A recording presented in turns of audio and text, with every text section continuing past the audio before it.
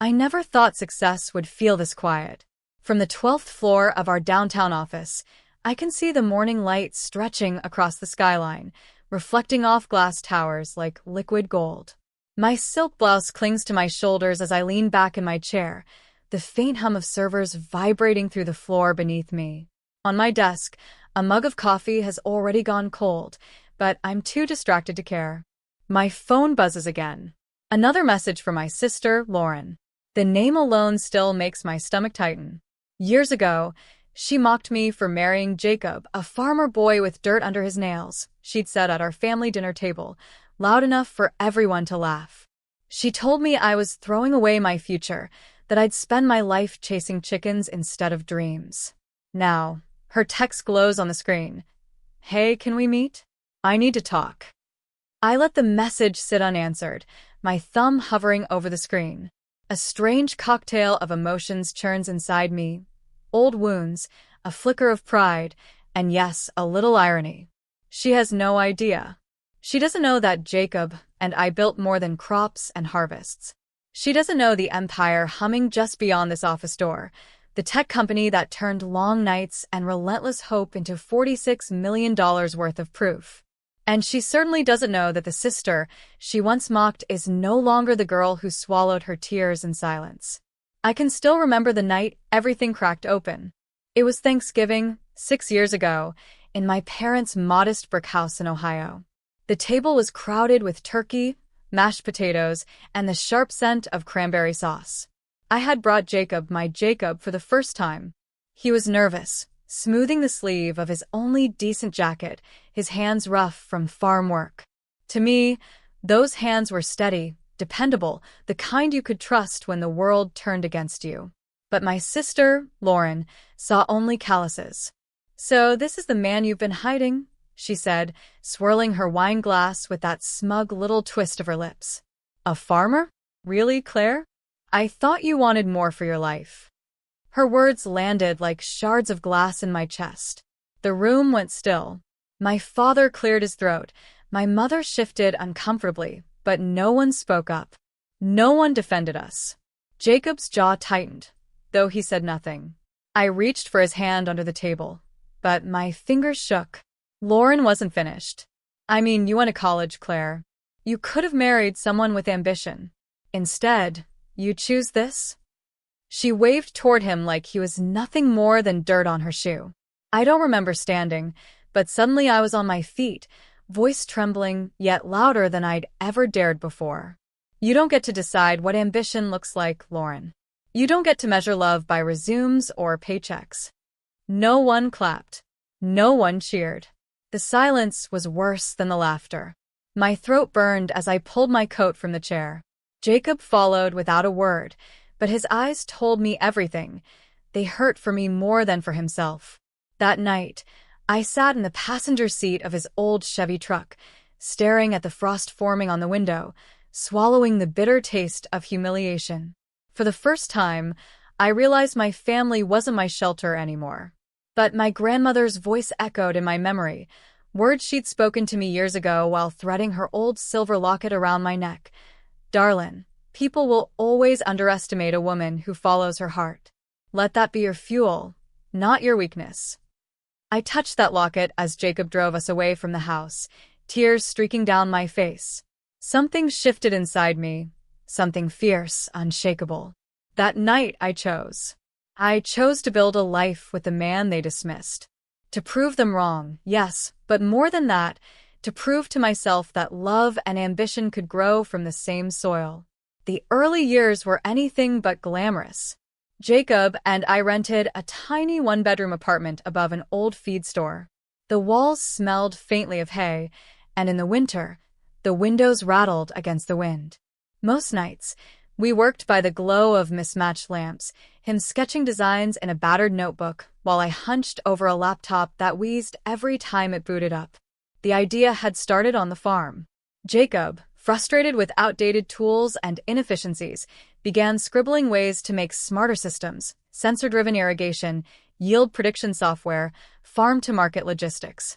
He had the vision, but I had the background in data analysis from college. Together, We stitched our skills like patchwork, filling in each other's gaps. It wasn't easy. We faced rejection after rejection. Investors laughed us out of rooms, literally. A farmer and his wife wanted to disrupt Agitech. One man scoffed, tossing our pitch deck aside. Some nights, after long days of silence and slammed doors, I cried into Jacob's chest, wondering if Lauren had been right. But he'd hold me tighter, his voice steady. They don't see it yet, Claire. But they will. Our first breakthrough came from an unexpected place. A retired software engineer named Marlene who stumbled across one of Jacob's prototypes at a local agricultural fair. She was in her 60s, sharp as a blade, with the kind of presence that filled a room. She believed in us when no one else did. "You've got grit," she said, adjusting her oversized glasses. "That's rarer than talent. I'll mentor you if you're serious." Serious was an understatement. We worked 12, sometimes 14 hours a day. I juggled part-time bookkeeping jobs to pay bills, while Jacob freelanced odd repair work. Marlene guided us through coding pitfalls, patent filings, investor decks. Slowly, painfully, we built something real. Our first sale, a small cooperative in Iowa, paid barely enough to cover rent. But it was ours. When that first check came, Jacob and I danced barefoot in the kitchen, laughing until our sides ached, the world outside forgotten. From there, momentum built. Word spread. Our software improved. Contracts grew. We launched a beta platform that connected farmers directly with distributors, cutting waste and boosting profits. That was the turning point. Yet, through it all, I kept my family at a distance. On social media, I posted modest updates, a picture of a sunrise on the farm, a quote about hard work. Never the sleepless nights coding, never the boardrooms we eventually stepped into, never the contracts worth more than my parents' house. When Lauren called, I kept conversation shallow. She'd ask, "So, still playing house with Farmer Jacob?" I'd smile into the receiver, though she couldn't see me, and answer, "Something like that." In truth, playing house had turned into something extraordinary. Within 5 years, we had a team of 40 employees, offices in 3 states, and a valuation that made my head spin, $46 million. But the most surreal moment wasn't signing the big deals or seeing our name in tech journals. It was lying in bed beside Jacob, his hand warm against mine, realizing we had built all this not out of spite, but out of love and resilience. And still, my family knew nothing. The day of the confrontation came quietly, without warning. Lauren called me on a Wednesday morning, her voice softer than I'd ever heard. "Claire, I'm in town. Could we meet? Please?" Something in her tone told me this wasn't another chance to mock me. Against my better judgment, I agreed. An hour later, she walked into our company's headquarters, though she didn't know it yet. I had instructed the receptionist to simply tell her to wait in the lobby until I came down. I watched from the mezzanine as she stepped inside, her heels clicking against polished marble floors, her eyes drifting across the soaring ceilings, the framed innovation awards, the subtle hum of activity from glass-walled offices. She looked impressed but confused, probably assuming she'd stumbled into some corporate building by mistake. "Claire?" she said when I finally approached. She blinked at me, taking in my tailored navy dress, the sleek badge clipped to my waist. "What are you doing here?" I smiled, leading her down the hall. "This way." We entered the executive suite, my office. Sunlight poured through floor-to-ceiling windows, illuminating the walnut desk, the carefully chosen art, the shelf of industry journals with our company's name on the covers. A photograph of Jacob and me at a product launch sat beside a vase of fresh lilies. Every detail of the room spoke of authority, of achievement, of a life far beyond what she'd imagined for me. Lauren's face drained of color. She set her purse on the chair, almost mechanically, her eyes darting from the plaques on the wall to the massive digital map displaying live data from farms across the Midwest. "Claire, what is this place?" I let the silence stretch, savoring the weight of the moment. Finally, I said, "This is my company. Jacob and I built it from nothing." Her mouth parted, but no words came. I could see the battle in her eyes, the disbelief, The shame, the flicker of recognition that all those years of mockery had been so wrong. You mocked me for marrying a farmer, I continued, my voice calm but unflinching. You said I was wasting my future. Do you want to know what that future looks like now, Lauren? I gestured toward the glass wall overlooking the operations floor, where a team of engineers and analysts worked in quiet focus. That's $46 million of proof that love and ambition can grow together. Proof that you underestimated not just me, but us. Lauren finally sank into a chair, her hands trembling as she clutched her purse. I didn't know, she whispered.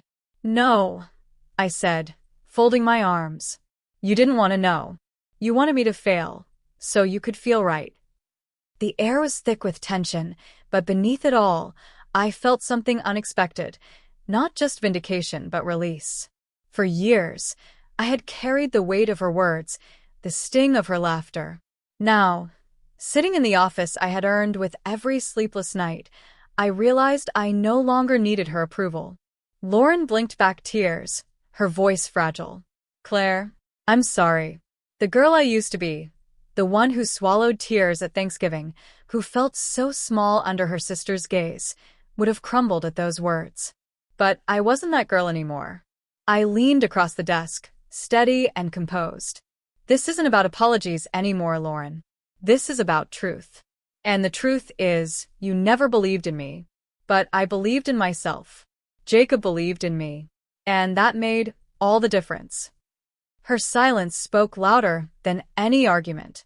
For the first time in my life, my sister looked at me not with mockery, but with awe. Lauren sat in silence, her eyes darting around my office as if searching for proof that this was real. I could see her pride wrestling with shame, the same pride that once made her sneer at Jacob's work boots and my choices. I folded my hands on the desk, letting the moment breathe. Lauren, this isn't just about money or business. It's about respect. You stripped that away from me years ago. And now, I paused, taking a steadying breath. Now I decide if you get to have a place in my life again. Her lips parted. Claire, please. I lifted a hand, firm but calm. Don't beg. Just listen. Her eyes brimmed with tears, and for once, she did. You've spent years judging everyone but yourself, I continued. You mocked me for choosing Jacob, for choosing a life that didn't look like yours. But here's what I've learned. Love and grit can build more than appearances ever could. She nodded faintly, her voice cracking. You're right. I was cruel. Yes, I said simply. And cruelty has a cost. If you want any relationship with me moving forward, there are conditions. Her brows furrowed, but she didn't protest. First, I said, my tone firm, you will respect Jacob. You will never again reduce him to just a farmer. He is my partner in every sense of the word, personally and professionally. She swallowed hard, nodding. Second, you will stop living like life is a competition. Stop mocking people to make yourself feel bigger. Learn to build something of your own instead of tearing others down. Her shoulders sagged, the weight of my words pressing in. And third, I finished softly, though my voice carried steel, you will face yourself. Find out why you feel the need to belittle others. Heal that part of you, because until you do, you'll keep destroying every relationship you touch. Lauren wiped her eyes with the back of her hand, her mascara smudging. I don't even know where to start. I reached for the silver locket around my neck, the one Grandma had given me all those years ago. The cool metal rested against my palm like an anchor. Start by listening, by learning, by admitting you don't have all the answers. That was the hardest lesson for me. For a moment, she looked like the little sister I used to protect, not the woman who'd ridiculed me. Vulnerable. Human. I'll try, she whispered, if you'll give me the chance. I leaned back, studying her. The power had shifted entirely, but instead of triumph, what I felt most was clarity. This was no longer about revenge. It was about rewriting the terms of our relationship. You'll have that chance, I said finally, but only if you honor those conditions. I won't bend to old patterns. Not anymore. Her eyes flicked to the photo of Jacob and me on the desk. She drew in a shaky breath and nodded again. I understand. For the first time, I believed she might. The weeks that followed were cautious, like learning to walk on new legs. Lauren didn't transform overnight. No one does. But I began to see cracks in her armor. She called me not to gossip or compare, but to ask questions about herself, about how to start over. Once she even admitted, "I envy your courage, Claire. I always thought I had to win by tearing others down." It wasn't a perfect apology, but it was a beginning. Jacob watched me navigate these calls with his steady patience. One evening, as we walked through the quiet rows of the farm where everything began, he slipped his arm around me. "She's trying," he said softly. "That's more than I expected." I nodded, leaning into him. "Me too." Sometimes, I caught myself reflecting on the road that brought me here, the humiliation at Thanksgiving, the sting of silence from my own parents, the endless nights spent chasing a dream no one else believed in. And always, I thought of Grandma's locket. One afternoon, I held it in my palm, feeling its familiar weight. Her voice echoed in my memory. "Let underestimation be your fuel, not your weakness." I finally understood what she meant. Every slight, every dismissal, every mocking laugh from Lauren had been fuel, not poison. Not anymore. The company thrived, but what mattered most wasn't the $46 million valuation or the glossy magazine features. It was knowing that I had built something lasting, with Jacob, with love, with resilience. Something no one could erase. And perhaps, just perhaps, it was also giving my sister a chance to rebuild herself, too. At our next family dinner, this time hosted at our home, Lauren stood beside me in the kitchen. She looked at Jacob, really looked at him and said, "You were right about everything. Thank you for proving me wrong."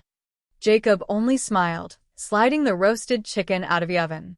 "We all grow in different ways," he said, his voice gentle.